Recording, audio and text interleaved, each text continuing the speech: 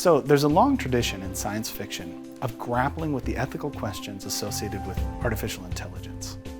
What does it mean to be human? What are the dangers of unbridled innovation?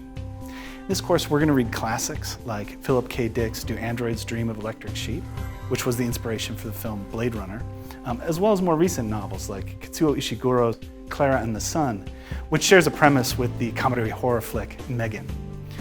In the course, students will also get hands-on experience using the technology themselves. We're going to be writing papers and doing creative works, using the software to test its limits and possibilities.